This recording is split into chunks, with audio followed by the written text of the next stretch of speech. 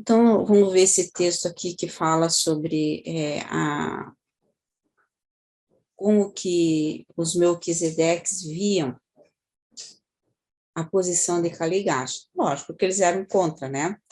Então, ao longo dos anos em que houve a rebelião, Caligaste advogou a causa de Lúcifer em Urante.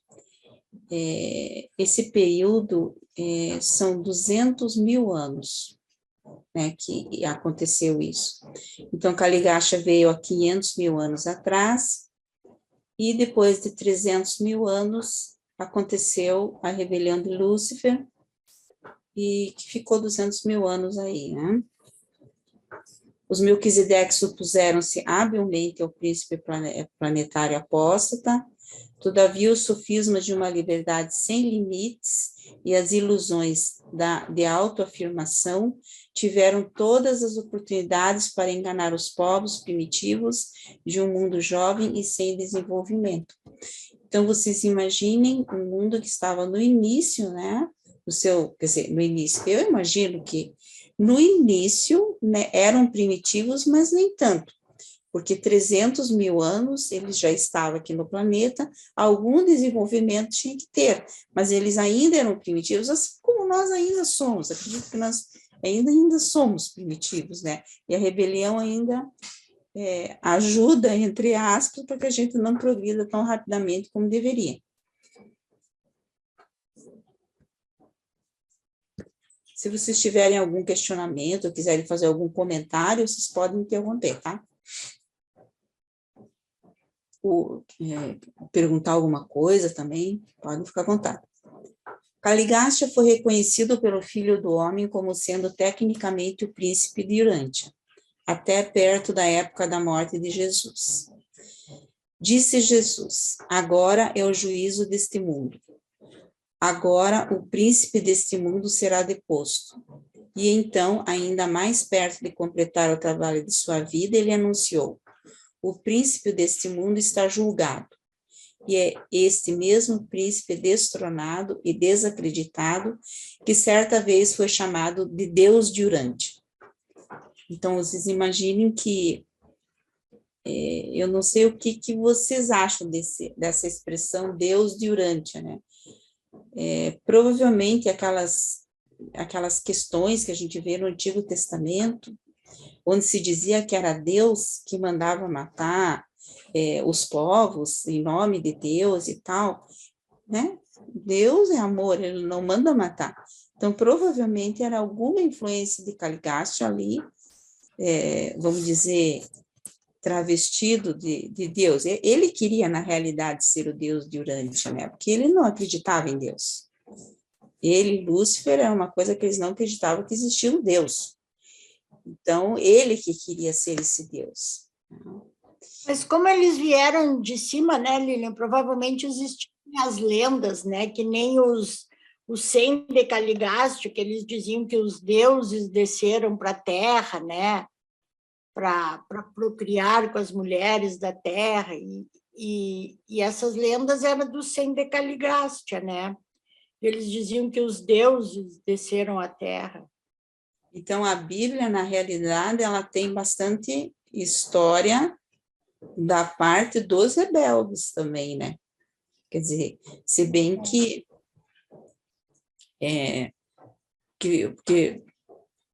o Van deve ter contado uma história para a turma. O Van era do time daqueles que não se rebelaram, que ficaram fiéis a Jesus, né? E o Nod, que era dos nudistas, né?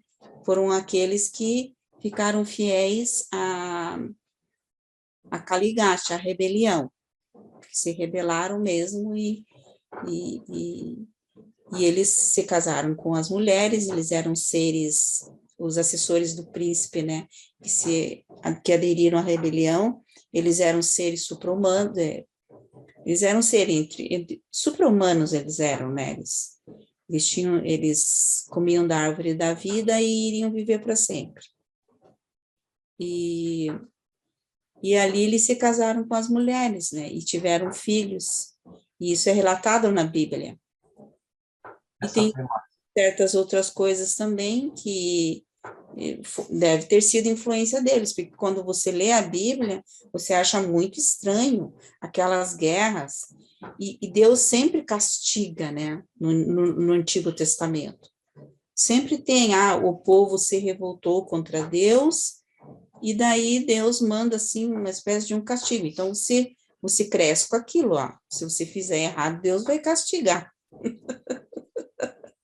Porque Deus mandava pragas, mandava não sei o que, isso e aquilo. Era fogo A gente foi consumidor. criado assim, né? A gente foi criado na base do medo, base do medo. E o Antigo Testamento tem muita, a história é sempre a mesma de todos os livros, né? O homem abandona Deus e Deus vem. Então é meio estranho, assim, mas é um Deus muito irado, né? Às vezes ele é um Deus muito irado. Eu acho que você já conhece histórias assim, é por isso que estão aqui. Continuando mais um pouquinho.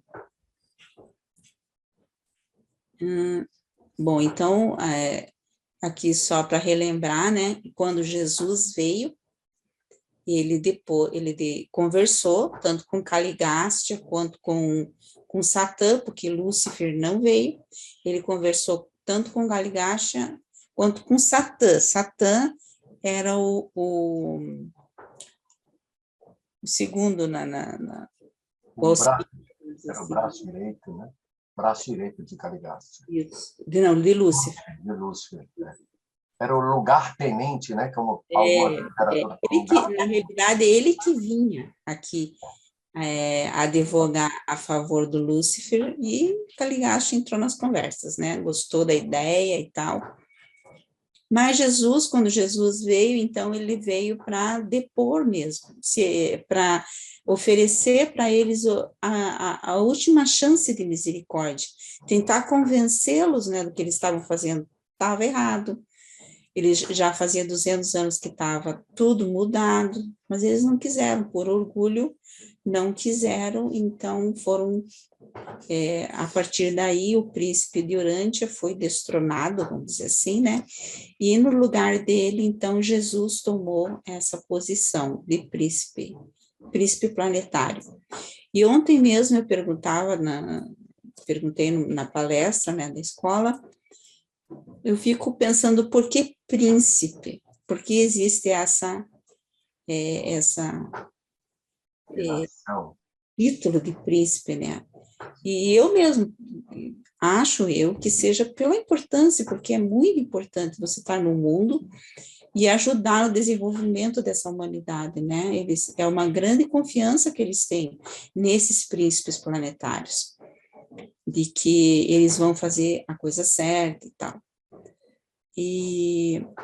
Mas esse e outros príncipes planetários também aderiram à rebelião, não foi só o nosso. E eles, não sei, acharam interessante a ideia de Lúcifer, mas é porque Lúcifer era um ser muito convincente. Se a gente for pensar, né, ele arrastou 1/3 dos anjos, então. Não, ele tinha uma retórica bem convincente, né?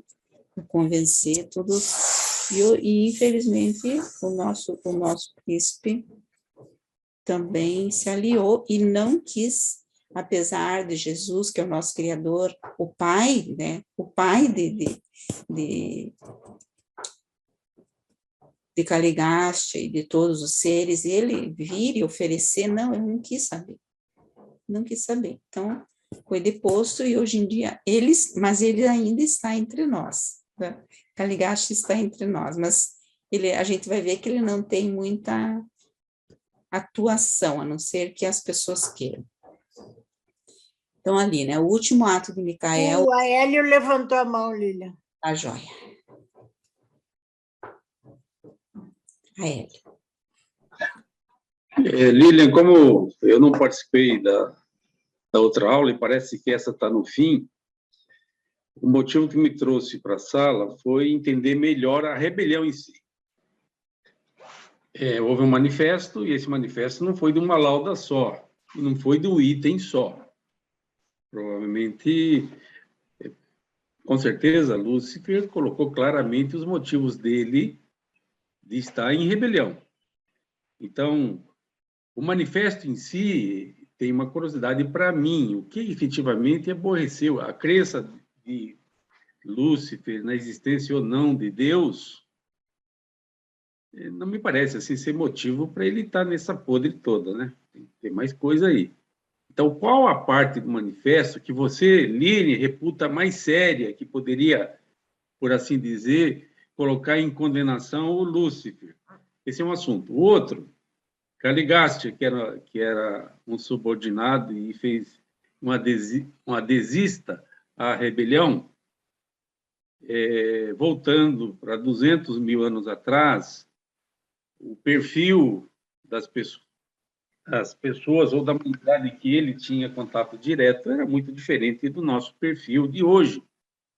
E provavelmente aquela gente toda não conhecia o livro de Urântia, não conhecia as deidades, não conhecia toda a parte de cosmologia.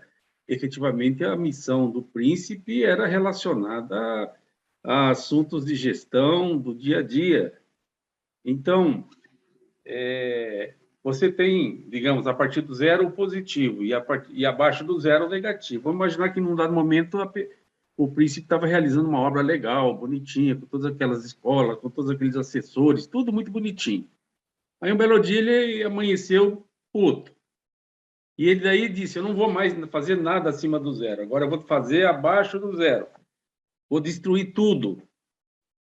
Então, o que eu quero saber exatamente é o seguinte, no manifesto não está dito assim, escute, agora nós não vamos mais produzir coisas boas, nós vamos produzir coisas ruins, enfim, vamos surtar, vamos barbarizar, vamos praticar o mal, vamos destroçar tudo. Então, eu quero entender exatamente o que o Lúcifer de tão errado e o que o Caligastia fez de tão errado na administração dele nesses 200 mil anos até a chegada de Jesus. O que ele fez de tão errado? Todo esse mal, ele passou a advogar, ele passou enfim, você deixar de fazer o bem é um assunto, você praticar o mal já é outro assunto. Tem o neutro no meio. O que se fala sobre isso? Bom, do Manifesto de Lúcifer, eu acho que foi mais grave a inexistência do Pai Universal, né, de Deus. Ele quis ser o Deus. E querendo ser o Deus, por exemplo, aqui, o que aconteceu? Primeiro, os assessores vieram a falecer, né? Os 60 assessores que ficaram aqui vieram a falecer. Por consequência, ele perdeu todos esses assessores. Eu não sei o que ele pensou, né? Ele pensou que ele ia ficar com a árvore da vida, eu acredito. Não sei, eu acho que ele imaginou que não ia ser tirado dele a árvore da vida. E a árvore da vida foi tirada. Esses assessores morreram e não puderam, apesar de tudo, né? Houve o bem, Deus encontrou de fazer um bem na sequência, que depois vieram os noditas, e os noditas, afinal, eles fizeram algum bem, né, na sequência, mas houve até, num primeiro momento, houve um desenvolvimento, mas o desenvolvimento que houve foi rápido, e esse desenvolvimento logo virou uma bagunça, né? Logo, os povos, eles estavam muito imaturos para receber os ensinamentos, e eles vieram e destruíram Dalamate, só isso, né? Destruíram a cidade do príncipe. Então, foi isso que aconteceu, na realidade, né? Então, todo esse planejamento, essa cidade que deveria existir até hoje, que deveria ser o centro, né, do ensinamento, tanto essa cidade quanto o Jardim do Éden, que existe em outros planetas, tanto a cidade do príncipe, com os assessores, quanto o Jardim do Éden, existe nos planetas que não entraram em rebelião. E o príncipe, por ter entrado, ele destruiu com tudo isso em pouco tempo aconteceu isso, porque ele quis que, eles achavam também que era muito longo todo o aprendizado que os os seres humanos tinham que passar para ascensionar, era muito longo. Eles quiseram apressar esse desenvolvimento. E que tem, né? Não dá certo. Nós sabemos que a ascensão, ela é lenta e é longa, porque é assim que a gente aprende melhor. Eu sei que a Desirê está com a mão levantada, mas só para complementar ali a pergunta do Aélio, eu acho que, bom, o que a gente está vendo, né, que são as consequências da rebelião, porque por 300 mil anos o planeta evoluiu enormemente. Se a gente for estudar Dalai Lama, aqueles conselhos da saúde, da educação, da indústria, nós foi um desenvolvimento fantástico para a época, né? O que aconteceu depois com a rebelião? Daí Dalai Lama foi para o brejo, né? Afundou todo aquele desenvolvimento, aquele progresso foi perdido. Bom, então, se não foi tua pergunta, desculpa. Fala, Desirê. Não entendi a pergunta. Não, mas não tem problema. Eu vou voltar lá no que a Lilian estava falando, né, que lá do príncipe e tudo mais. É interessante porque, assim, tá, ele negar Deus, porque, na verdade, ele era um ser daqui do universo, e Deus era um conceito, né, o Pai, tá, isso aí, digamos assim, para uma mente que não tem um ajustador, acredito até que não seja uma coisa tão, né, difícil.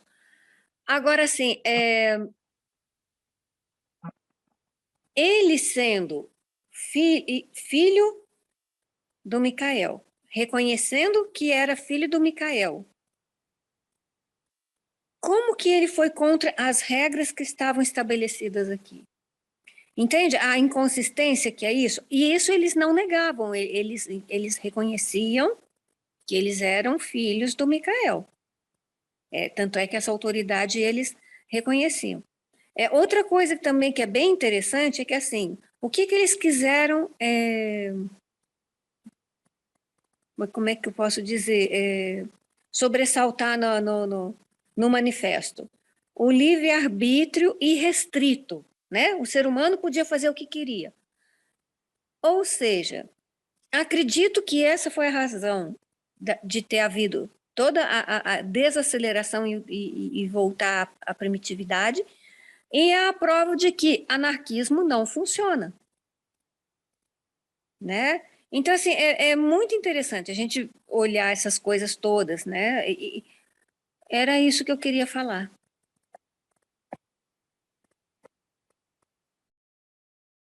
Aélio.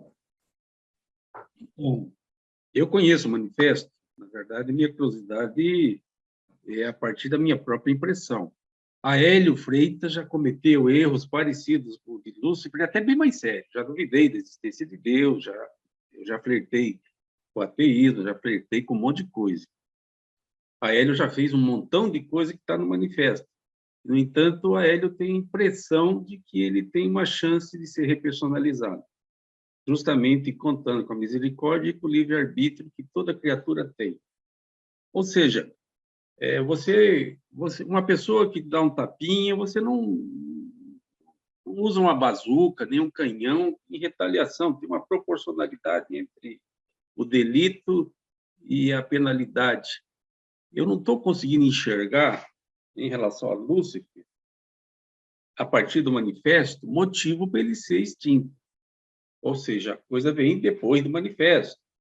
Aí nós chegamos no Caligasta. O que Caligasta, se ele defendia, até 300 mil anos, ele defendia o bem, ele passou a advogar o mal da forma que nós conhecemos hoje, pedofilia, assassinato.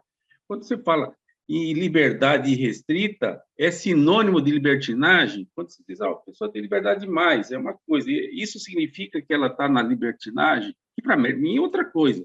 E é justamente isso que eu quero entender melhor dessa palestra.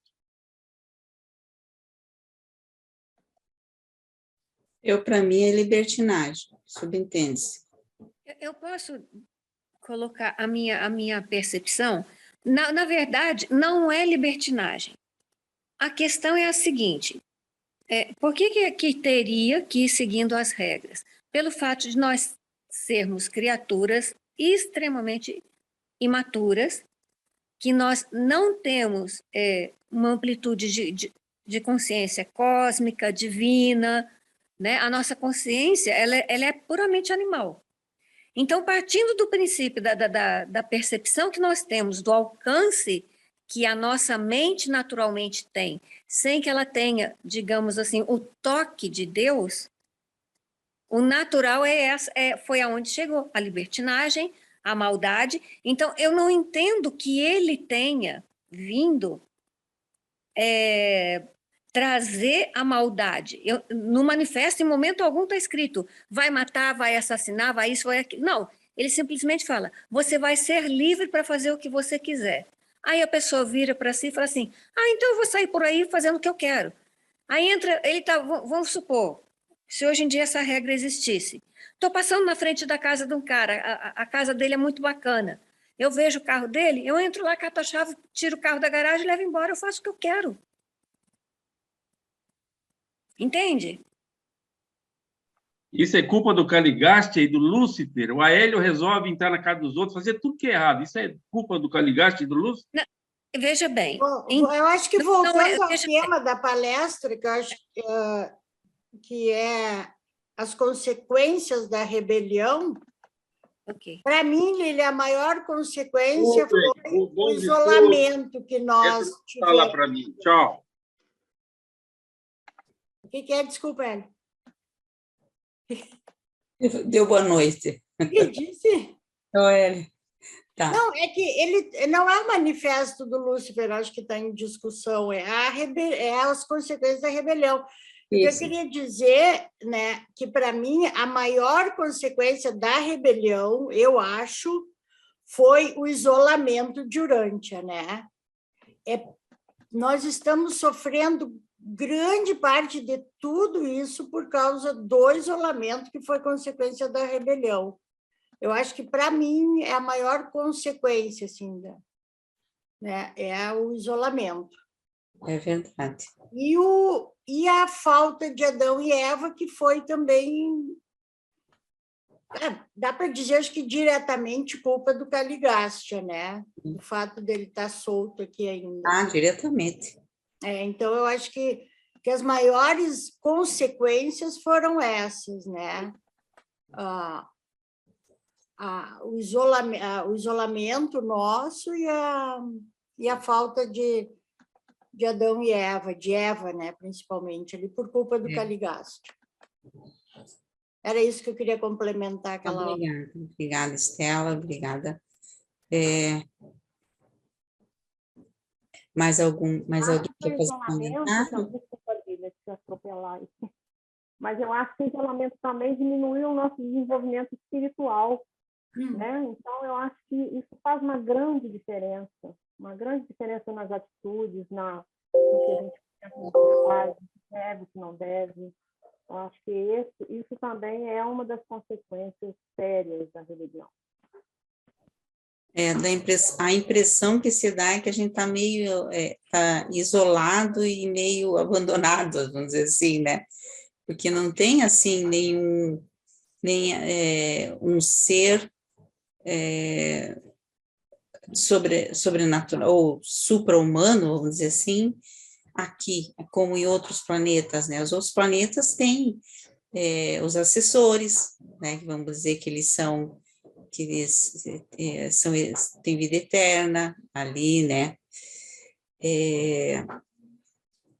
O Adão e Eva, que também têm vida eterna, são seres que estão em contato com os outros seres do sistema, e aqui, bom, em defesa de Adão e Eva, quando eles vieram para cá, eles sabiam que eles não iam ter contato nenhum. E mesmo assim, eles tinham os conselhos da Solônia, né, que era o anjo do jardim. Então, e mesmo assim, eles caíram em erro, né? Então, e o interessante também é saber que que Caligácia, olha, veja bem, ele viu tudo que estava acontecendo, ele viu o que estava acontecendo. A derrocada de Dalamate, a cidade do príncipe, ele viu tudo que, ele viu, dá a impressão assim, o que ele estava pensando, se ele viu que estava dando tudo errado, né? Então, não entendi muito essa questão. Do Caligastia. Qual questão, Lilian? Do Caligastia? Porque ele viu que estava tudo errado, e insistiu no erro.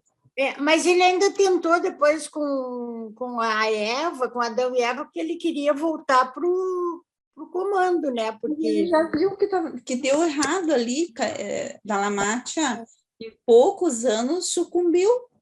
Mas ele tentou ainda ali com então, o Sarapatati, com aquela gente, para ele voltar, né? Porque se ele levasse a Eva para o lado dele, né? Eu acho que era essa a intenção. E a impressão é o orgulho também, né? O orgulho que eles tinham de não querer dizer não, nós erramos, nós queremos voltar, o que nós pensamos estava errado, porque em nenhum planeta que se saiba deu certo a rebelião deu certo. Tanto não, que eles não se arrependeram nunca, né? Não. Desirê. O que eu vejo, bom, eu não quero assim colocar coisa, mas eu vejo assim que não era só orgulho, né? Mas era também sede de poder. Você vê o Deus do planeta, né? Sim. Né? Então assim, eu me lembro quando fala da rebelião, eu lembro muito do Nivaldo. O Nivaldo fala assim: Lúcifer não era feio. Lúcifer não contou coisas feias e chocantes para o homem. Lúcifer era amigo de homens e anjos. Então ele tinha aquela conversa doce. Ele era um cara que ele tinha um poder de persuasão e ele colocava as coisas dele numa linguagem tal que fazia parecer que era verdadeiro. Gente, nós vivemos coisa muito parecida no nosso país agora há pouco tempo. A gente está acordando agora. Sim. E muita gente não acordou. E quanto que a gente não foi atrás? É igual aquela historinha do homem que toca flautinha e os ratinhos correm atrás, lembra? Não tem uma historinha que é assim? Uhum. É mais ou menos isso. Então, Lúcifer não veio trazer nada feio. Né? Ele veio trazer palavras que soavam bem para o ser humano. E o ser humano conseguia enxergar valor naquilo. Eu acho assim, o mal, o verdadeiro mal, ele é muito sutil. Ele não tem cara feia. Porque se ele mostra aquela cara horrenda, ninguém vai atrás daquilo. Sim. Ninguém quer aquilo. Todo mundo, na hora que vê as consequências, sabe que aquilo é sofrimento e é dor. Ninguém é tonto para ir atrás de uma coisa dessa. Verdade. Né? Então, assim, a maldade, o cara era tão inteligente que até a maldade dele era uma coisa muito sofisticada. Era o canto da sereia. Bem isso, bem isso. O canto da sereia. Vamos ver mais um pouquinho. Lilia, antes de você continuar, eu coloco uma questão. Se não era essa feiura toda que Lúcifer pregava, era tudo tão bonito, né? Sutilmente bacana, maravilhoso, por que as consequências são tão desastrosas, tão desgracentas, e colocou Urântia nessa merda que está hoje, né? Essa confusão, esse atraso evolutivo? Por que as coisas se inverteram, então, se ele falava tudo de bom e hoje nós estamos vivendo esse caos? Como assim? Fernando, eu vou te responder. Olha, é só uma palavra, é só uma frase que eu comecei... Eu sou uma pessoa que eu reflito muito quando alguém solta uma máxima, sabe? Quando alguém solta uma palavra que tem realmente um fundo grande, eu vou refletir sobre aquilo. Então, uma frase que foi usada exaustivamente agora, ultimamente, e que me fez pensar muito. Assim, mais amor, por favor. Sabe? Mais amor, por Só favor. que o que eu via que as pessoas que falavam isso de uma maneira muito ostentosa, na verdade, eram pessoas que só tinham aquele discurso raso do mais amor, por favor. O mais amor, por favor, era quando a situação não estava, como é que eu posso dizer, privilegiando a opinião dela. Mas sair daquele contexto raso, a ação da pessoa não era condizente com aquilo que ela gritava. É isso. Entende? A ação dela no dia a dia, como pessoa, é uma pessoa preconceituosa, é uma pessoa que menospreza o outro, é uma pessoa que, se puder, ela passa por cima do outro, ela tira vantagem do outro. E aí eu olho e falo assim, nossa, mas essa pessoa que vive falando tanto mais amor, por favor, entende? Então, é isso que o Lúcifer trouxe. É. Ele trouxe palavras bonitas, mas ele sabia que a nossa mente não tinha condições de viver aquilo que ele estava falando. O alcance, né, da compreensão, né? Entende? E aí a coisa foi degringolando, porque aí a pessoa acredita, né, que ela é capaz daquilo, e aí ela entra naquele sonho, naquela coisa de louco, que achando que está fazendo, e só está fazendo, bem, aí a gente sabe tudo que faz, né? Não precisa contar a história que a gente está vendo ela acontecendo até hoje, né? Bacana. Então, vamos lá, ler mais um pouquinho. Então, ali. O último ato de Micael, antes de deixar Urântia, foi o de oferecer misericórdia a Caligaste e Daligaste, como eu comentei, né? Mas estes desdenharam a afetuosa oferta.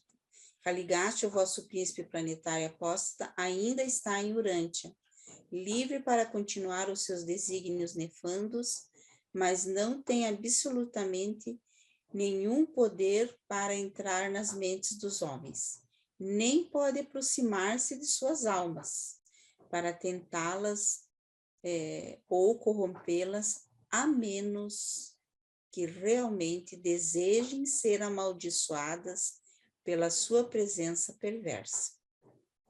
Então, por que Caligaste ainda está aqui?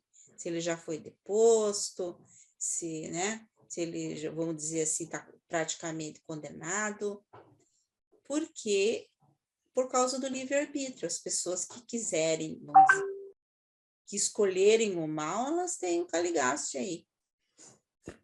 Ai, gente. Não custava nada eles ser retirados daqui, puxa vida, né? Será que por algum motivo eles deixaram esses seres aqui depois de Jesus, Micael dizer basta, né? Botar um fim à rebelião, mas o cara permanece aqui, né? O inimigo, o príncipe deposto, né? Há reminiscentes vamos dizer assim, há seres humanos que aderiram a Caligaste, né?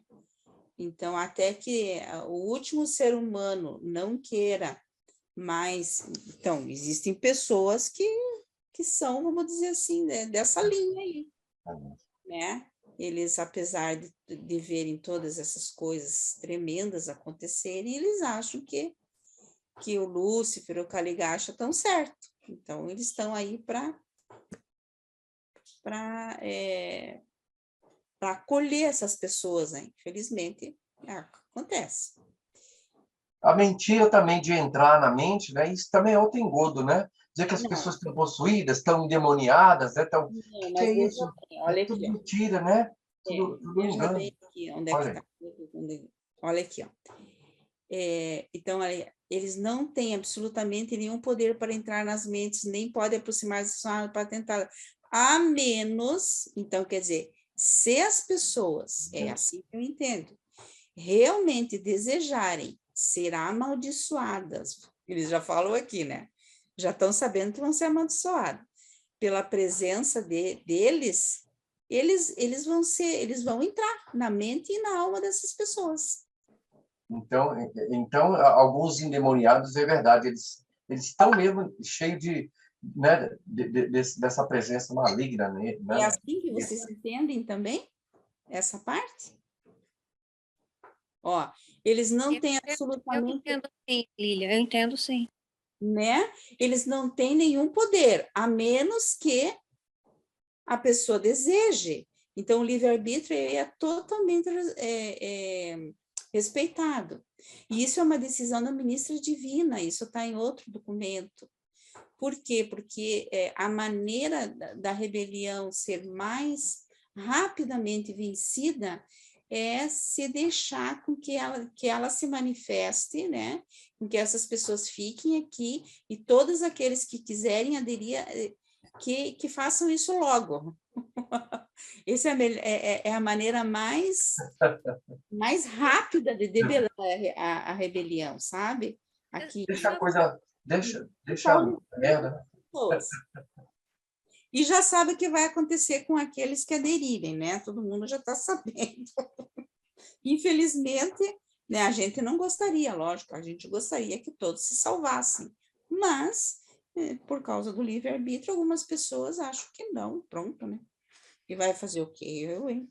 É Deus que vai julgar também. A gente julga pela aparência, a gente julga, muita gente diz assim, Hitler, né? Hitler acho que aderiu à rebelião. Não, para nós ele aderiu à rebelião, porque o que ele fez, né, foi horrível, mas a gente julga ele a parte humana, o que ele fez ali que tá lógico aquilo, né, para nós que foi uma coisa errada. Agora, a alma dele a gente não sabe, provavelmente, né, É uma alma negra. provavelmente foi embora, não existe mais, mas quem somos nós para dizer alguma coisa, né? Hitler e Karl Marx são dois merdas desse mundo. Agora que eu entendi por que debela mais rápido a rebelião. Porque, assim, como eles essas pessoas acabam, como é que eu posso dizer, literalmente personificando o mal, e as ações delas são todas direcionadas e tem essa vertente, né? Sim. O mal, ele fica muito claro para a gente, e isso causa sofrimento, e a gente olha e fala assim, cara, tá aí um troço que não é para ser. Sim, Né? bom, Então, assim, então, o fato dele ficar estampado de uma maneira tão escrachada, tão escancarada, é que acaba fazendo com que ele acabe mais rápido, porque ele não vai mais ter aquela coisa de sutilidade que houve, né? E que acaba nos enganando. Não, a coisa acaba ficando de uma maneira tal que a gente olha e fala assim, não, isso eu não quero. E acaba acordando. Então acaba também, o efeito disso vai acabar mais rápido. Porque como todas as mentes normais têm a centelha divina, né? Sim. Então, assim, essa centelha, olhando para isso, ela não consegue se identificar com isso. Eu acho que a mesma coisa aconteceu com a crucificação. Porque a crucificação, o livro fala que o próprio Lúcifer achou aquilo horrível. Né? O próprio Lúcifer achou aquilo, os anjos não conseguiam nem. Então, todos aqueles que entraram em rebelião, eles viram o mal que a rebelião provocou, né? Que chegou à morte do próprio Criador do universo, né? Na sua sétima auto-outorga. Então, assim, não foi uma brincadeira. E as pessoas vendo aquilo, então elas se horrorizaram e disseram, não, foi horrível mesmo. O negócio foi feio, foi horrendo. E isso que a Desirê falou também. Agora a gente vê, né, que de certa maneira o mal exposto dessa maneira, ele traz um choque, como é que é um tratamento de choque. É um tratamento de choque. Eu, sem querer, fiz um tratamento de choque nos meus filhos uma vez. Eu levei um vídeo, acho que o meu marido estava preparando um vídeo, e era um vídeo meio feio, assim, né? Que quando a gente viu, estava aparecendo era sobre o cigarro, e aparecia aquele pulmão, o pulmão branco, o pulmão, assim, rosinha, né? E o pulmão preto, de fuligem de cigarro. Então, e ele ia mostrar aquilo para os alunos verem, e as minhas crianças acho que tinham 10 anos, mas elas ficaram horrorizadas com aquilo, aquilo foi um choque para elas de realidade, né, que graças a Deus nunca ninguém quis pegar esse costume de fumar, a gente também não tinha, né? Mas é esse choque de realidade que a Desirê estava falando, uma coisa assim bem, olha, eu falando do meu marido, ele entrando na sala, veja só. Veja só. Então, tá. Então, vamos continuar mais um pouquinho ou alguém quer fazer algum comentário, alguma pergunta? Vamos lá, mais um pouco. Mais um pouco. Tá muito bom. Bem-vindo, José Marques. Meu irmão. Então, aqui, né? Então, aqui nós vimos que antes da auto-outorga de Micael, esses governantes das trevas procuraram manter a sua autoridade em Urântia e obstinadamente resistiram às personalidades celestes menores e subordinadas. Todavia, desde o dia de Pentecostes, esses traidores, Caligaste, seu igualmente desprezível parceiro Daligaste, que é o assessor direto, né, de Daligaste, passaram a ser servis perante a majestade divina dos ajustadores do pensamento do paraíso. E o Espírito da Verdade, o Espírito de Micael, que foi fusionado em toda a carne como protetor. Então, eles são servis, né? Eles sabem que dentro do homem reside o ajustador do pensamento. Então, apesar de eles terem aqui, é por isso que eles estão, assim, vamos dizer assim, no cantinho, só de, né? Meio que eles resistiram tudo, mas eles estão ali na espreita. Mesmo assim, porém, jamais nenhum espírito caído teve o poder de invadir as mentes ou acossar as almas dos filhos de Deus. Nem Satã, nem Caligacha não poderiam jamais tocar, nem sequer se aproximar dos filhos de Deus pela fé. A fé é uma armadura eficaz contra o pecado e a iniquidade. É verdade que aquele que nasceu de Deus guarda-se, o maligno não toca nele. E isso é maravilhoso, gente. Porque às vezes você diz, nossa, que medo, né? Caligaste, né? Mas se você é um filho de Deus, você se reconhece nisso. Se você tem fé em Deus, essa é a grande armadura contra a iniquidade, o pecado. Às vezes você tem medo, mas se você tem fé em Deus, aquele que nasceu de Deus guarda-se e o maligno não toca nele, então não tem perigo. Lógico, você tem que estar vigilante, porque às vezes você se sente fraco, você se sente impotente, mas basta você saber que Jesus está te carregando no colo ali, né? O Espírito da Verdade está sempre conosco. Então, basta você dizer, não, vou me levantar, sabe? Ter força, ou pedir. Nessas horas, a gente tem que pedir a ajuda de um amigo, né? Às vezes, olha, eu não estou bem, orem por mim, eu estou passando... Então, e a gente nos grupos de WhatsApp, agora, hoje em dia, porque a gente ainda não está fazendo as reuniões presenciais, então, ou mesmo amigo, a gente se ajuda. Um vai animando o outro, quando um está fraco, o outro vai lá, olha, vamos lá, né? Vamos fazer aí vamos animar, vamos se animar, nós somos filhos de Deus, os anjos nos protegem, nós temos toda a proteção do Altíssimo, porque às vezes nas igrejas, não na católica, né? Eu não via tanto assim, mas muitas igrejas elas focam muito, né?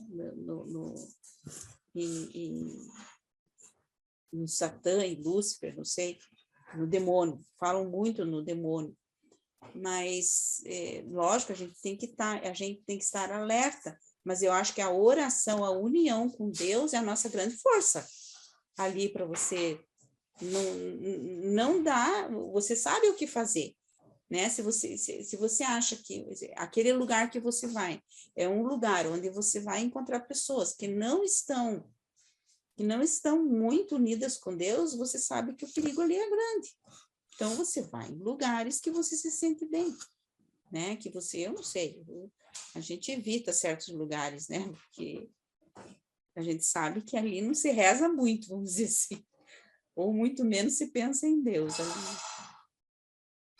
Lili, eu ia dizer isso mais ou menos que tu falou, assim, que às vezes, porque eu acho assim, para o Caligasta atuar, como diz ali, em alguma mente, né, que permite, eu acho que só alguma mente muito perversa mesmo, né? Porque a maioria das coisas que nos acontecem nem é culpa do Caligasta. Eu acho que para ele atuar mesmo, para entrar na frequência dele, tem que ser uma mente muito perversa. Muitas coisas realmente é da nossa evolução mesmo, dos nossos medos, das nossas crenças, né? E das coisas que a gente tem que passar nesse mundo mesmo, porque tem coisas que são inevitáveis, eu acho. Não é culpa do Caligasta, não é de ninguém, é do nosso planeta, é da nossa evolução. Eu acho que é isso, né? Dos nossos medos, das nossas escolhas. Não dá para culpar o Caligasta de tudo também. Mas é essas escolhas que fazem com que a gente... Muitas escolhas fazem com que você se alie ao mal, né? Sim, mas às vezes nem é. Às vezes acontecem algumas coisas que nem são... Não é tão mal, assim. Que nem eu digo, para mim, para se aliar ao Caligasta, eu acho que tem que ser um mal maior, sabe? Uma coisa muito... Tem coisas que eu acho que é daqui mesmo, da nossa evolução, até de planetas normais, assim, das pessoas mesmo, né? As pessoas são perversas por natureza, né? A gente tem a gente tem o lado bom e o lado ruim, todo mundo tem, mas isso aí é uma coisa natural, eu acho, não depende do Caligasta, sabe? Até a gente trabalhar os dois lados e trazer o lado bom é difícil.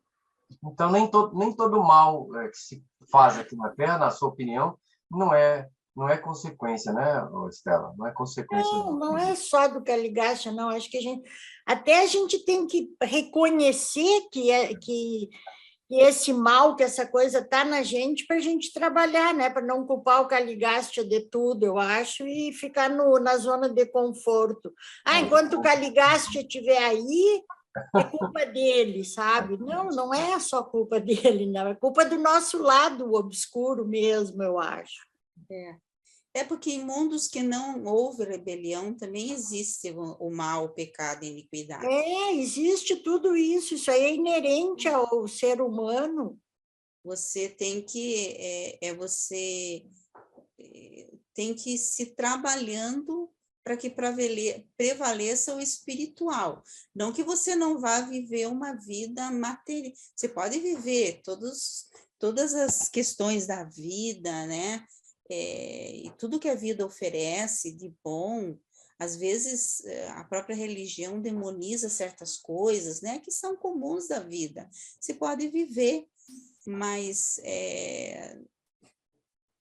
certas questões assim, você sabe quando você está fora, você, vamos dizer assim, não dá liberdade para uma pessoa, vamos dizer assim, eu vou dar um exemplo muito que eu vejo, é um erro, mas prejudica bastante, os homens que não querem que as mulheres saiam para estudar.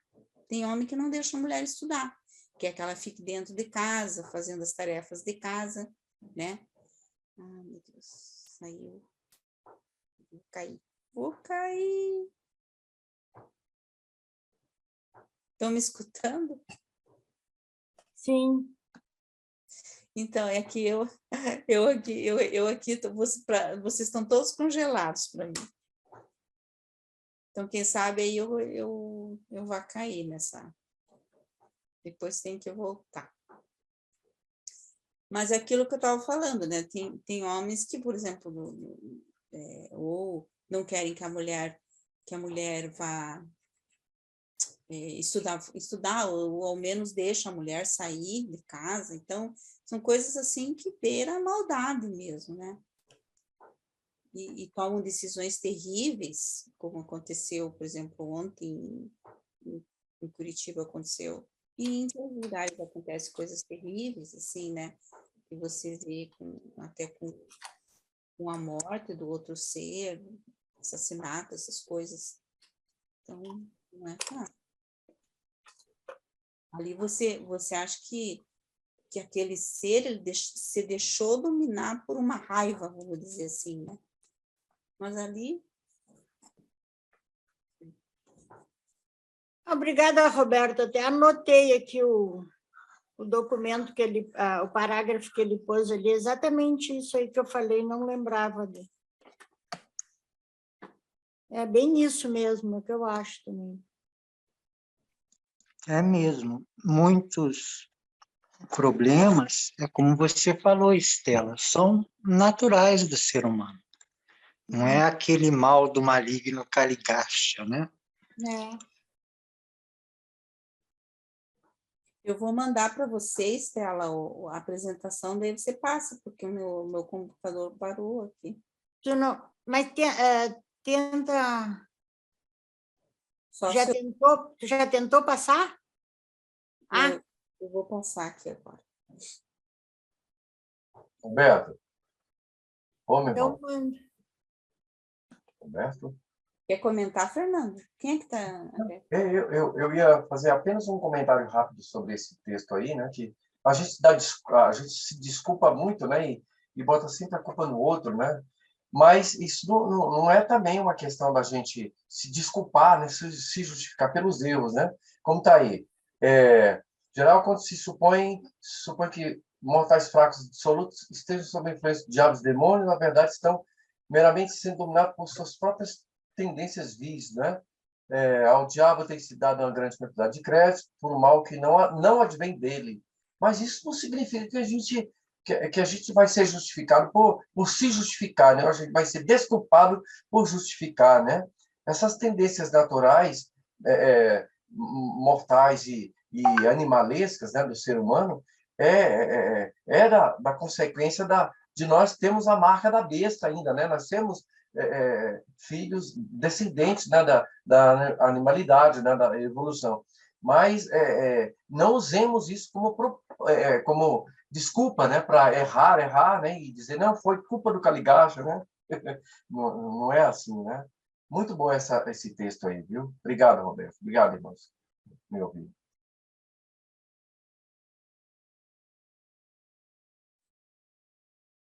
já estou abrindo aqui. Acho que foi aqui que parou. A Lilian caiu agora?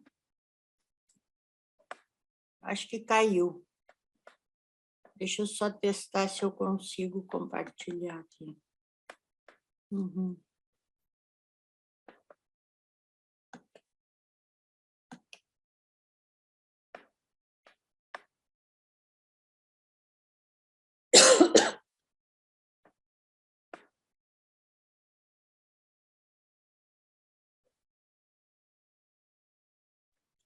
Voltou. Está fechado, Lilian. Essa aqui. Conseguiu abrir? Consegui. Vou compartilhar, então tu vai. Acho que está no 20. Acho que é nesse, né?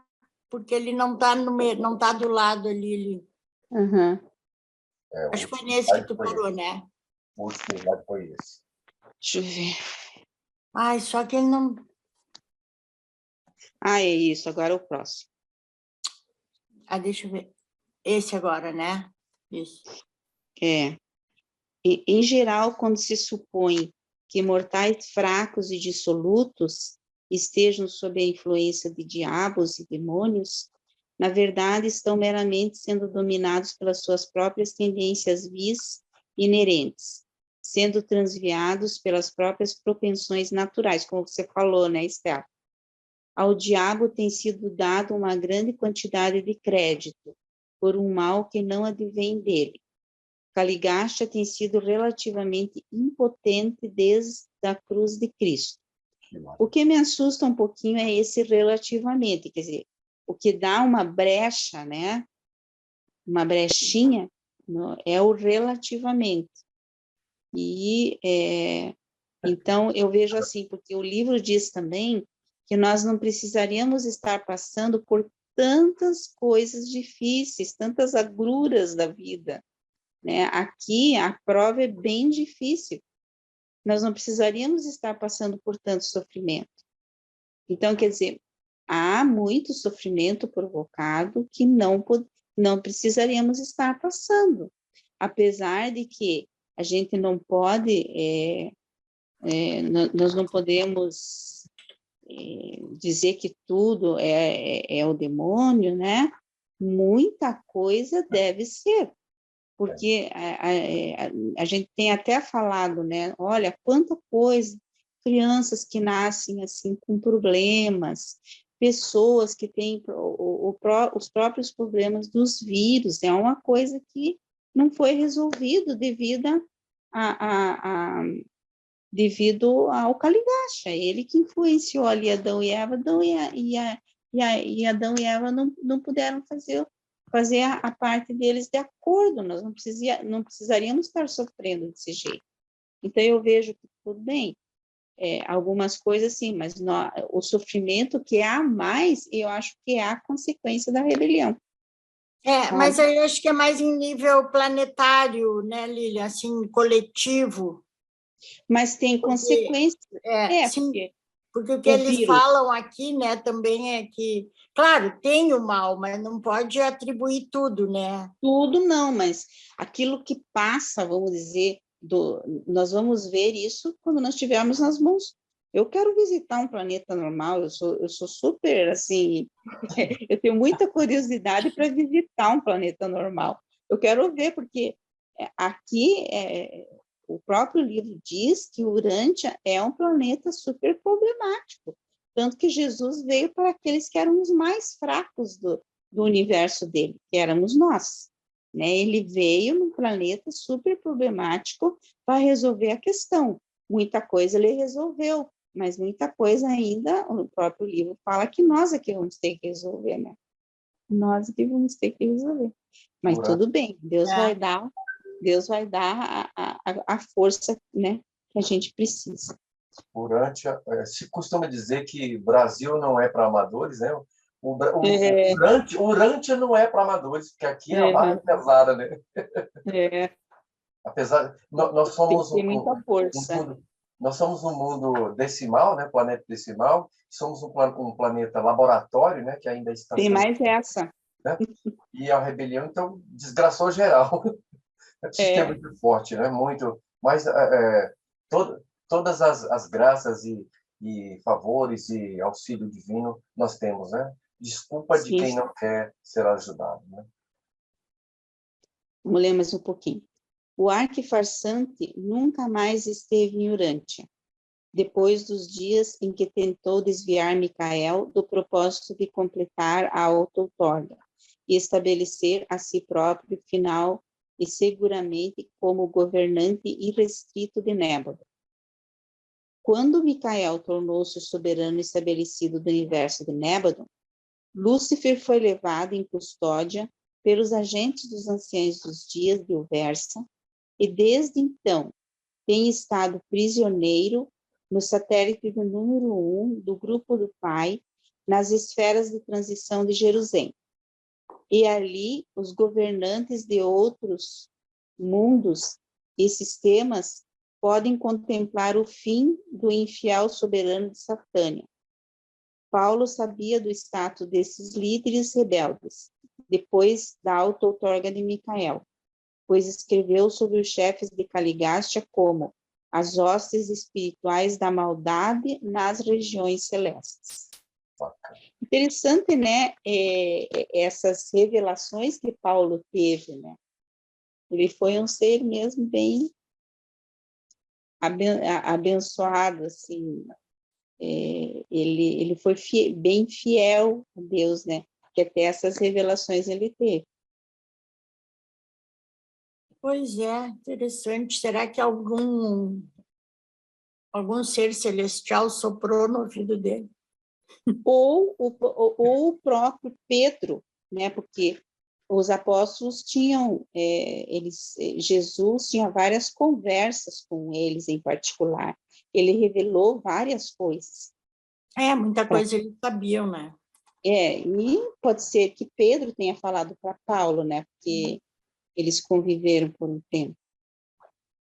Satã podia vir a Urântia, porque vós não tinhas nenhum filho de categoria com residência aqui, nem príncipe planetário, nem filho material, nem filho material. Maquiventa Melquisedeque, desde então, foi proclamado príncipe planetário vice-regente de Urântia. E a abertura do caso Gabriel versus Lúcifer assinalou a inauguração dos regimes planetários temporários em todos os mundos isolados. É verdade que Satã visitou periodicamente Caligástia e outros príncipes caídos, exatamente até o momento da apresentação dessas revelações. Quando aconteceu a primeira das audiências solicitadas por Gabriel para o aniquilamento dos líderes rebeldes. Então, eles já estão na fase do aniquilamento. Satã, no entanto, está agora incondicionalmente detido nos mundos de prisão de Jerusalém. Então, veja, Satã ainda podia perambular pelos planetas rebeldes, né? Querendo convencer mais algum planeta a se rebelar, mas isso não aconteceu. E agora, faz pouco tempo, ele também está preso, porque a gente faz muita confusão entre Satã, Lúcifer, Caligástia, não sei se alguém conhecia, né, ou da Ligástia, mas, e agora Beelzebu se conhecia, vai falar na sequência, e se conhecia, mas agora no livro de Urântia traz certinho, né, quem foi Lúcifer, quem foi Satã. Então, Lúcifer, ele era o soberano do nosso sistema de 619 mundos habitados. Satã era o auxiliar direto de Lúcifer, e ele que vinha, que ia aos planetas advogar aquilo que Lúcifer, né, aquilo que ele queria, né, de como é que é a separação que ele queria fazer, que não acreditava em Deus, que queria mais liberdade para todos os planetas, essas coisas, né? E então, depois, aqui no nosso planeta ainda tinha o da Ligástia, que era o nosso príncipe planetário, agora não é mais, e o da Ligástia, que era assessor dele. Então, o Satã ainda estava solto, Lúcifer foi preso, mas Satã ficou solto até pouco, né? Sim, ele ainda se encontrou com Jesus aqui, né? Pois é, ele se encontrou com Jesus, mas ficou solto até pouquinho. Tanto que nas religiões, né, o diabo é Satã, a gente fala, é Satã, né? Não fala Lúcifer mais. Satanás, eu aprendi Satanás, Satã. Satanás. Estão, então, no corredor da morte, né? Só aguardando o aniquilamento. Mas, o Gabriel já pediu a aniquilação, então ele já foi julgado, né? Porque aniquilação. Andon e Fonta, os fundadores esplêndidos da raça humana, receberam reconhecimento na época do julgamento de Urântia, quando da chegada do príncipe planetário, e no tempo devido, eles emergiram do regime dos mundos das mansões, com o status de cidadania em Jerusalém. Embora nunca lhes haja sido permitido voltar a Urântia, são conhecedores da história da raça que fundaram. Eles afligiram-se com a traição de Caligástia, lamentaram-se por causa da falta adâmica, mas rejubilaram-se sobremaneira quando receberam o anúncio de que Micael havia selecionado o mundo deles como cenário para sua auto-outorga final. Quer dizer, apesar de toda essa infelicidade, nós fomos, assim, de certa maneira, houve um prêmio muito grande de consolação, né? Que foi a vida do nosso príncipe, do nosso Criador, Micael, Jesus. que Morandão e Fonte, eu quero abraçá-los quando chegar. Nós vamos. Eu acho legal porque nós vamos, né? Eu quero conhecer, imagina conhecer o casal que fugiu lá dos macaquinhos lá para nós, né? Também tem paixão. Sim. Então, agora nós vamos ver um pouquinho sobre essa consequência nas raças, né? Então, aqui primeiro na raça amarela. Então, os homens amarelos viajaram para longe das influências da sede central espiritual do mundo e entraram em grandes trevas espirituais na época da rebelião, né? Depois da apostasia de Caligacha. Mas esse povo teve uma idade brilhante quando Singlanton, há cerca de 100 mil anos, assumiu a liderança dessas tribos e proclamou a adoração da verdade única. Então, você veja, vieram esses seres maravilhosos, vamos dizer assim, homens muito devotos e fiéis que vieram mostrar essas raças novamente que estavam perdendo a realidade de Deus, né? Essa realidade, e isso foi aqui para as raças amarelas, né? Os chineses lá, foi há 100 mil anos. Os homens azuis. Os homens azuis primitivos foram sensíveis às persuasões dos educadores do corpo de assessores do príncipe Caligacho e foram lançados em uma grande confusão pelos ensinamentos deturpados dos líderes traidores. Como outras raças primitivas, eles nunca se recuperaram plenamente do abalo produzido pela traição de Caligacho e também nunca conseguiram superar inteiramente a tendência de lutar entre si. Então, você veja essa beligerância que nós chamamos, que é palavra chique, né? Então, essa beligerância que nós temos, né, Fernando? Essa tendência de luta, é tudo guerra até hoje, né? Então, foi uma consequência dessa questão aí das ideias de Caligacha, né? Quer dizer, ele não tinha ideia, vamos dizer, de luta, mas isso foi uma consequência porque, como eu falei anteriormente, né? Ele quis que tudo fosse muito rápido, aquela evolução fosse rápido, e não deu certo, porque os homens não se entenderam e fizeram uma confusão total. E esses azuis são quem, Lília? Deixa eu só ver se eu não pulei nenhum, não. Tá. Não. Esses azuis, os azuis eles são os indianos. Os europeus. Não, os azuis foram os que deram a origem à raça branca, que foram para a Europa. Os azuis, Aproximadamente 500 anos depois da queda de Caligácia, ocorreu uma ampla renascença. Aproximadamente 500 anos depois da queda de Caligacha, ocorreu uma ampla renascença cultural e religiosa, de um tipo primitivo, no entanto, real e benéfica.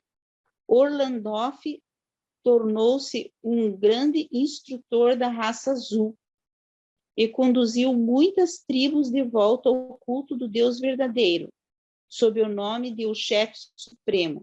Esse foi o maior avanço do homem azul, até tempos posteriores, quando essa raça foi tão enormemente elevada pelo acréscimo do sangue adâmico. Então, você veja que esse Orlandolf salvou a pátria da raça azul, né? Assim como aqueles outros anteriores. Então, esses seres, né? Esses seres humanos, na realidade, cheios de graça, vieram e salvaram aí. O que a Maria falou ali da nossa grande perda espiritual, né? Não foi pior por causa desses caras aí, né? Uhum. E olha que interessante. Lília, antes de você continuar na leitura, esse Orlandolf, líder da raça azul, o livro Durante não fala de que país ele era, né? Não fala, né? Não, porque naquela época, bom, ele deveria ser ali, na Europa, ali, né? Europa, Oriente Médio, por ali. De tempos em tempos, todos esses diferentes povos conheceram renascimentos culturais e espirituais. Mansante foi um grande educador dos dias pós-príncipe planetário. Contudo, estamos fazendo menção apenas aos líderes destacados e educadores que influenciaram e inspiraram de modo marcante uma raça inteira.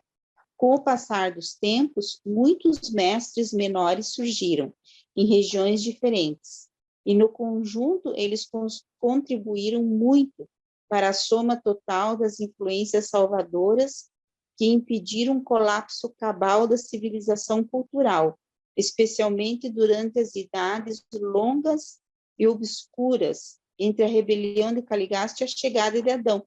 Então, vejam, e ali eu acredito que teve muito a história de Van e de Amadon, que ficaram todo esse tempo lutando contra a rebelião, né, e fazendo com que não se perdesse a ideia do Deus verdadeiro.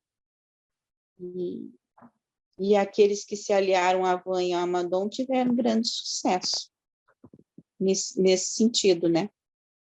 Até a vinda de Adão e Eva, que apesar de tudo, a gente teve bastante uma revelação. Foi uma fonte de pesar para os portadores da vida, e essa parte a Estela conhece bem, né, Estela? Que os nossos esforços especiais para modificar a vida inteligente e durante houvessem sido tão prejudicados por perversões trágicas que escaparam ao nosso controle, a traição de Caligaste e a falta de dano. E essa parte aqui é a parte de quem está falando aqui, dos portadores da vida, né? Os portadores da vida, então, eles não imaginavam que uma pequena questão que aconteceu logo que a vida foi implantada, eles acharam que deveria ser ajeitada, consertada por Adão e Eva. Mas o que aconteceu foi que houve a rebelião e isso não deu certo, né? Eles não... a Estela sabe explicar direitinho, né, Estela? Que teve um erro de percurso lá atrás, né? E essas doenças, principalmente por bactérias, vírus, a gente não teria, daí os portadores da vida iam ter que regredir milhares de anos, né? Talvez até começar tudo de novo. Então, eles deixaram que era uma coisa menor que o sangue violeta ia corrigir. Esse tipo de doença a gente não teria. Até as pessoas, às vezes, dizem, se Adão e Eva não tivessem falhado, nós não teríamos doenças. Não, nós não teríamos alguns tipos de doenças, essas por vírus e bactérias. Só que com a falta adâmica, eles não corrigiram isso. Não. O sangue violeta que a gente recebeu não foi suficiente para corrigir. E aí os portadores da vida devem estar lamentando até hoje, principalmente quando eles veem um Covid aí, né? Eles devem pensar assim, poxa vida, né? Nós confiamos no Adão e Eva Sim. E não aconteceu, né? Então, aqui vamos ver o que foi essa traição mesmo do Caligaste, né? Por 300 mil anos, Caligaste havia atuado como encarregado de Urântia, quando Satã, o assistente de Lúcifer, fez uma de suas visitas periódicas de inspeção. E quando Satã chegou a este planeta, a sua aparência de nenhum modo assemelhava-se às vossas caricaturas de majestade nefasta. Ele era e ainda é um filho Lanonandek e de grande brilho, que não é de se espantar, pois o próprio Satã é uma brilhante criatura de luz. Imagina, eles eram muito belos, né? Sim. Por isso convenciam tanta gente também. Peraí. Esses bonitões sempre têm alguma merda por trás, né? Né? A gente pensa que é tudo bonitinho, mas vai ver o interior, né? O interior. No decurso, mas nem todos, né? No decurso dessa inspeção, Satã informou a Caligaste que Lúcifer, então, propunha uma declaração de liberdade. E como sabemos agora, o príncipe concordou em trair o planeta quando do anúncio da rebelião. As personalidades leais do universo demonstram ter um desdém peculiar pelo príncipe Caligaste, pelo motivo da sua traição premeditada da confiança. O Filho Criador falou desse desprezo quando disse: tu és como Lúcifer, o teu líder, pois tu perpetrastes a iniquidade dele de um modo culpável. Ele foi um falsificador desde o princípio, quando se autoexaltava, porque não estava com a verdade. É a autoexaltação, né? É.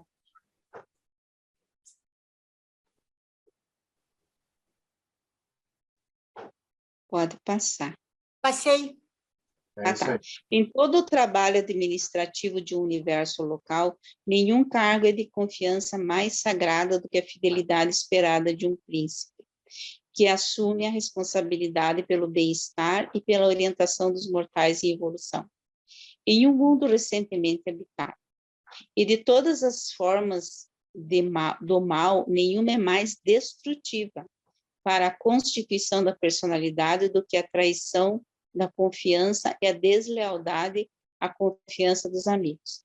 Ao cometer deliberadamente esse pecado, Caligasto distorceu tão completamente a sua personalidade que a sua mente nunca mais foi capaz de recuperar plenamente o equilíbrio. Como é triste isso, né? E se acontece isso com ser, deve acontecer com o ser humano também. Né? Com ser Talvez aí ele esteja a explicação para aquela tua pergunta, né? Por que ele continuou, né, fazendo mal? Por que ele não, sim, não se arrependeu, né? Porque o mal era ele não tão foi mais grande. capaz de recuperar. Olha que dó. O esquema de Caligaste para a reconstrução imediata da sociedade humana, de acordo com as suas ideias de liberdade individual e grupal, demonstrou-se um fracasso, e de certo modo rápida e totalmente. A sociedade depressa afundou de volta ao seu nível biológico antigo. E de volta ao seu nível biológico antigo. E toda a luta pelo progresso começou novamente, sendo retomada não muito adiante de onde estava no começo do regime de Caligaste, pois esse levante havia deixado o mundo em uma confusão ainda pior. Quer dizer, nós só regredimos 300 mil anos. Só 300 mil. Só 300. Deveria ficar registrado que quando Van apelou aos Altíssimos de Dentia, depois de Lúcifer haver sustentado Caligaste, então Van foi o líder dos que foram fiéis a Micael, né? Então, depois de Van apelou aos Altíssimos de Dentia, depois de Lúcifer haver sustentado Caligaste Urantia, os pais da constelação despacharam uma decisão imediata apoiando o Van em todos os pontos da contenda. Esse veredito não conseguiu chegar até Van, porque os circuitos planetários de comunicação foram cortados quando ele estava em trânsito. Só recentemente essa diretiva efetiva foi descoberta, alojada em um relé de transmissão de energia, onde ficara bloqueado desde o isolamento de Urantia.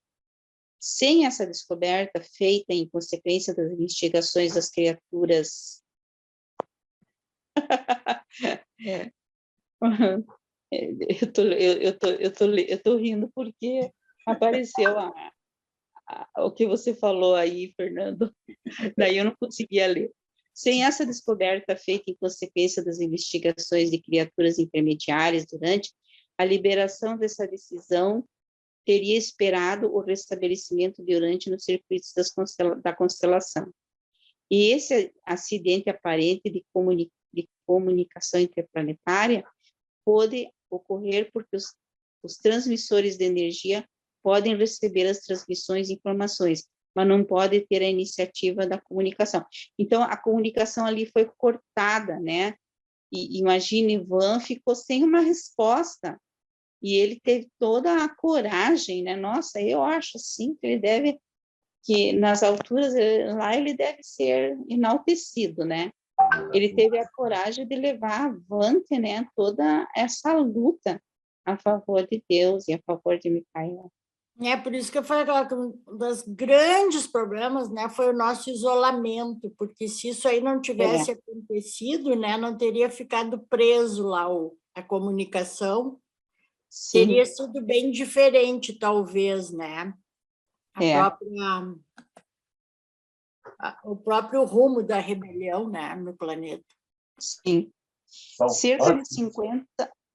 Oi, Fernando? Antes de você ler esse próximo texto, eu admiro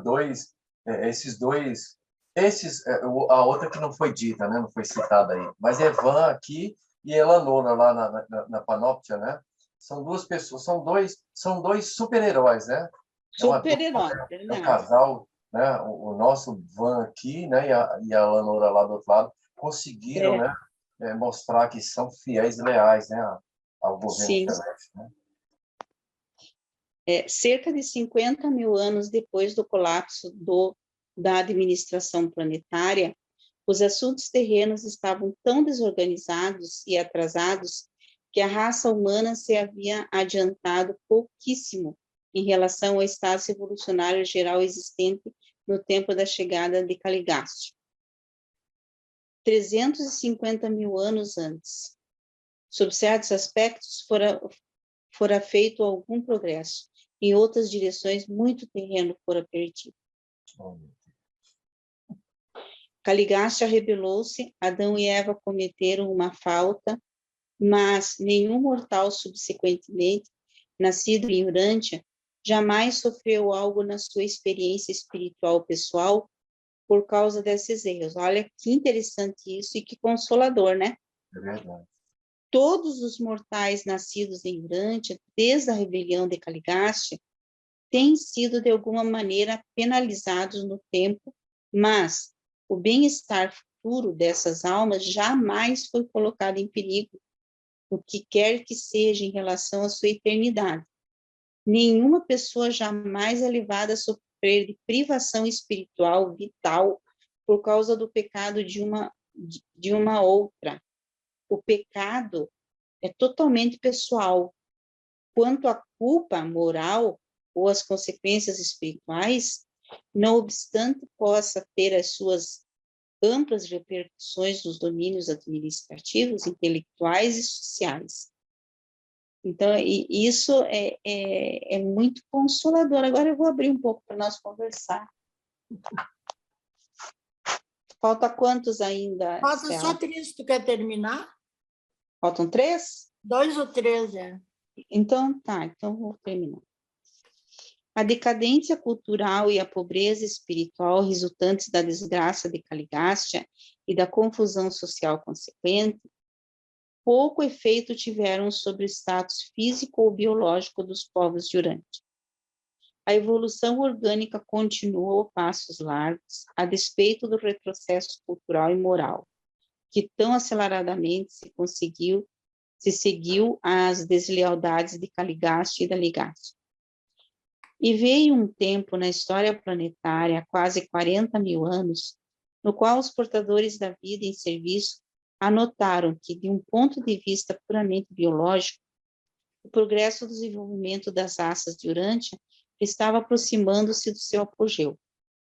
Os administradores Melquisedeques, compartilhando dessa opinião, prontamente concordaram em aliar-se aos portadores da vida para uma petição aos Altíssimos de Dentia, solicitando-lhes que Urântia fosse inspecionada, com vistas a autorizar que fossem despachados para este planeta os elevadores biológicos, um filho e uma filha materiais, que são Adão e a Eva, né?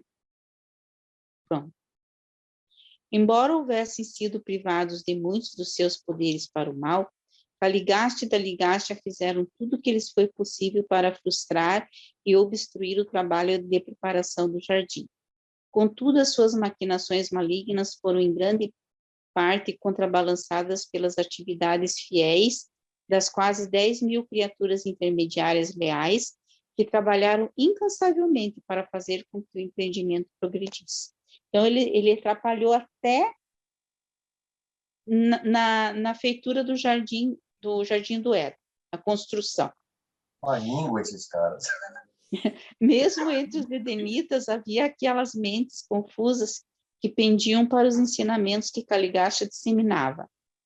Deu uma liberdade pessoal desenfreada. E eles causavam contratempos sem fim para Adão. Estavam constantemente perturbando os melhores planos de progressão ordeira e desenvolvimento substancial. Adão foi obrigado finalmente a renunciar ao seu programa de socialização imediata e retornou ao método de Van para a organização, dividindo os edenitas em companhias de 100, com capitães em cada uma delas e tenentes responsáveis para cada grupo de ser. Então, o plano que o Adão tinha, né, ele tinha um outro plano, não era esse plano para o desenvolvimento da sociedade, ele foi atrapalhado pelo Caligacha, porque tinha uns que lá do Jardim do Éden que apoiavam o Caligacha, né? Então tem também essa questão.